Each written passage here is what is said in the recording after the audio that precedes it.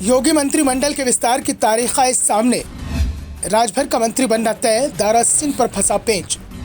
विधानसभा उपचुनाव में मिली हार, दारा पर पड़ेगी भारी।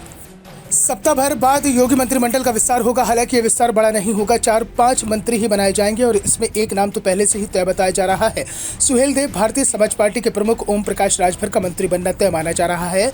उनके साथ ही हाल ही में सभा छोड़कर भाजपा का दामन थामने वाले दारा सिंह चौहान को भी मंत्री पद मिल सकता है। दारा सिंह घोसी विधानसभा सीट से भले ही चुनाव हार गए हों, लेकिन वो जिन नोनिया चौहान वर्ग से आते हैं उसका प्रभाव पूरी यूपी की 3 से 4 लोकसभा सीटों पर को प्रभावित करता है।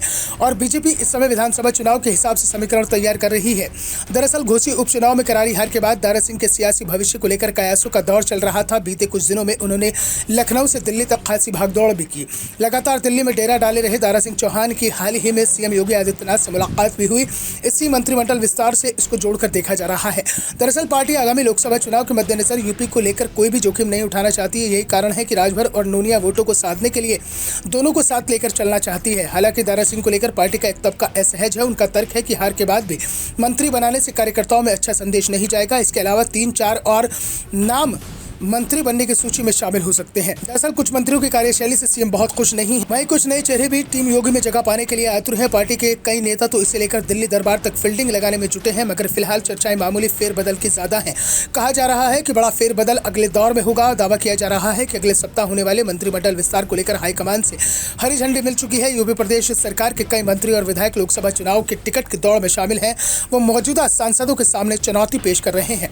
लोक निर्माण विभाग के मंत्री जितिन प्रसाद को पार्टी इस बार पीलीभीत से चुनाव लड़ा सकती है। दरअसल ये नाम पहले से ही तय माना जा रहा है कि बीजेपी पीलीभीत के सांसद वरुण गांधी को इस बार टिकट नहीं देगी। वरुण गांधी के बागी तेवर अब उन्हें बीजेपी से बहुत दूर ले जा चुके हैं।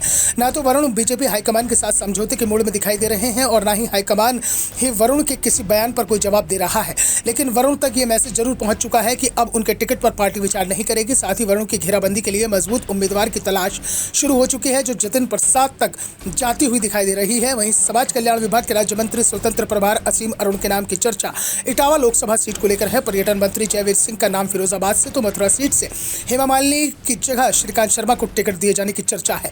दरअसल जिस तरह से बीजेपी ने मध्य प्रदेश और राजस्थान में टिकट बांटे हैं और अपने सांसदों को विधानसभा चुनाव के मैदान में उतार दिया है, उसके बाद से यूपी के कई सांसदों का टिकट मुश्किल में दिखाई दे रहा है। तो कई विधायकों को लोकसभा चुनाव लड़ाने की बात कही जा रही है। वैसे यह भी कहा जा रहा है कि जिन विधायकों को लोकसभा का चुनाव लड़ाया जाएगा उन्हें इसकी खबर अगले साल की शुरुआत में ही दे दी जाएगी।